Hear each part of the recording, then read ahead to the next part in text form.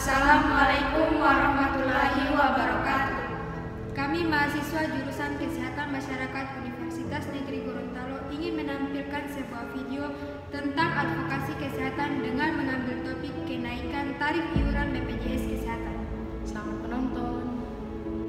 Nama saya Gagarin Giardani Samani, NIM 811419132. Saya berperan sebagai Kepala BPJS Kesehatan Kota Gorontalo. Perkenalkan, nama saya Farah Alfia Fitri, NIM 811499121. Saya berperan sebagai mahasiswa 1. Perkenalkan, nama saya Alika Nurfadia Smagulili, NIM 811419055. Saya berperan sebagai mahasiswa 2.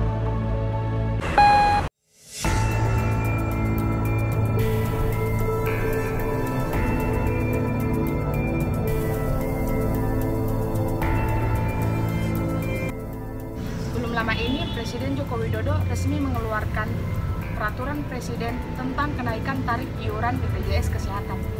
Kenaikan ini diperkirakan mencapai hingga 100% dan mulai berlaku pada tanggal 1 Januari 2020. Dengan adanya berita ini, banyak masyarakat yang kontra terhadap keputusan Bapak Presiden Republik Indonesia. Sehingga itu, kami sebagai aliansi mahasiswa mewakili masyarakat ingin melakukan advokasi kepada Kepala BPJS Kesehatan Kota Gorontalo agar bisa meneruskan keluhan-keluhan masyarakat terkait kenaikan tarif iuran BPJS Kesehatan ini.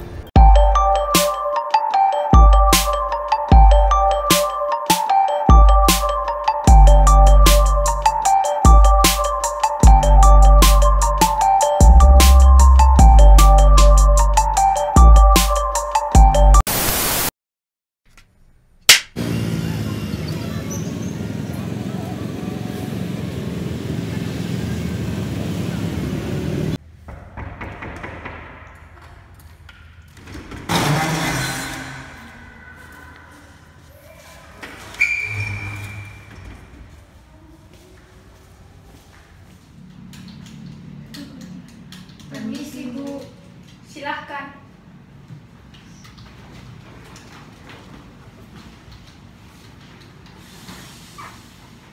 Jadi begini Bu, maksud kedatangan kami berdua ke sini itu kami ingin menyampaikan pendapat masyarakat tentang kenaikan iuran BPJS ini. Jadi sebenarnya apa tujuan pemerintah menaikkan BPJS ini Bu?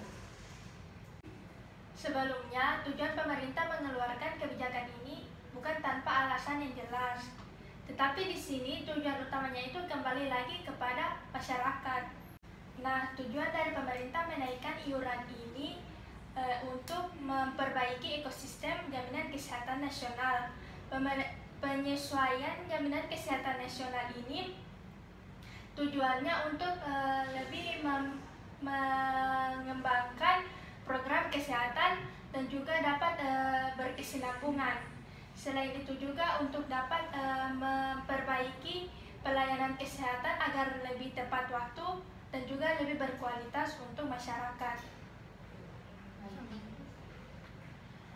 Namun terkait apa yang Ibu katakan tadi tentang pelayanan kesehatan yang tepat waktu dan berkualitas itu jika dilihat tidak sesuai dengan apa yang terjadi di lapangan. Dan BPJS ini kan Bu sebenarnya untuk meringankan beban masyarakat. Nah, dengan adanya berita bahwa kenaikan iuran BPJS mencapai 100% ini malah menambah beban masyarakat. Jadi apakah berita tentang terkait kenaikan iuran BPJS ini tidak bisa dipertimbangkan lagi? Karena itu, pemerintah memutuskan untuk menaikkan iuran BPJS Kesehatan ini agar pelayanan kesehatan ini dapat meningkat dan berkualitas. Nah, mengenai kebijakan kenaikan 100% iuran BPJS Kesehatan ini jelas karena sangat dibutuhkan guna untuk mengelola asuransi kesehatan di Indonesia. Kenaikan iuran BPJS ini juga diambil dengan mempertimbangkan masukan dari para ahli yang independen dan kompeten. Namun Bu, dilihat dari kondisi saat ini, seharusnya kebijakan kenaikan iuran BPJS itu tidak dilakukan karena di masa pandemi ini kan kemampuan masyarakat itu sedang tidak meningkat, namun justru beban biaya kehidupan itu yang meningkat, Bu. Bahkan tanpa diimbangi dengan perbaikan dan peningkatan kualitas pelayanan dan fasilitas kesehatan yang diperoleh dari BPJS. Sebenarnya, masyarakat juga harus melihat dari sudut pandang kami sebagai pemerintah. Karena saat ini pihak BPJS mengalami masalah keuangan yang sangat besar. Nah, dapat kalian lihat dalam grafik ini, pada tahun 2014 defisit keuangan BPJS sebesar 3,3 triliun. Nah, pada tahun 2015 mengalami peningkatan sebesar 5,7 triliun. Kemudian di 2016 mengalami peningkatan lagi sebesar 9,7 triliun. Hingga pada tahun 2019 mengalami peningkatan hingga angka 28 triliun seperti itu.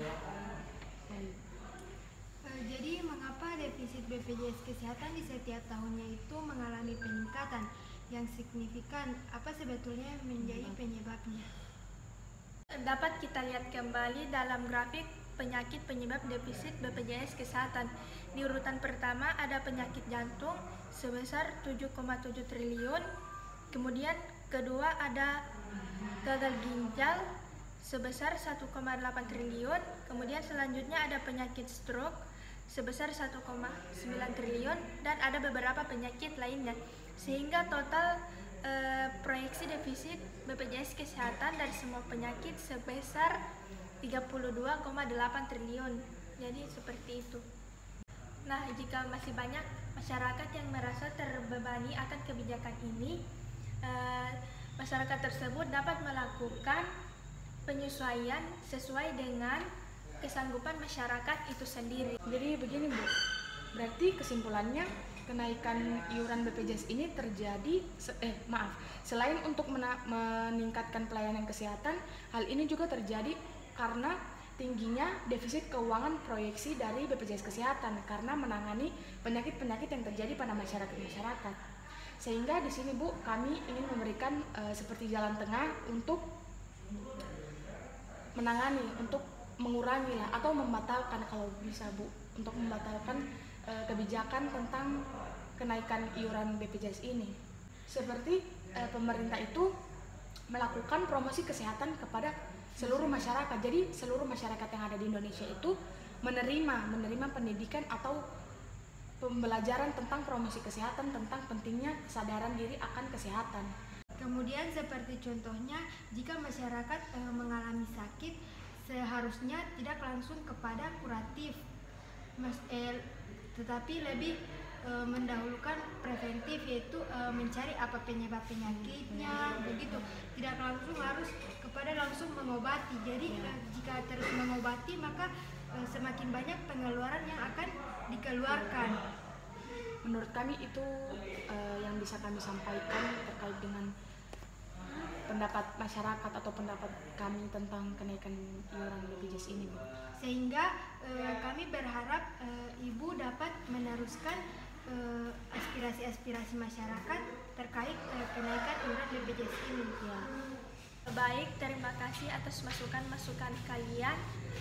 Nanti saya akan coba menyampaikan masukan-masukan kalian yang tadi kepada stakeholder yang mengeluarkan kebijakan ini.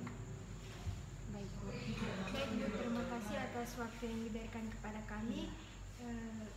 Mohon maaf atas kata-kata yang mungkin tidak sopan atau kasih, Bu. Ya, Terima kasih sama kami permisi. Ya, silakan. Baik, itulah penampilan video dari kami. Terima kasih telah menonton sampai habis. Jangan lupa di like, Komen,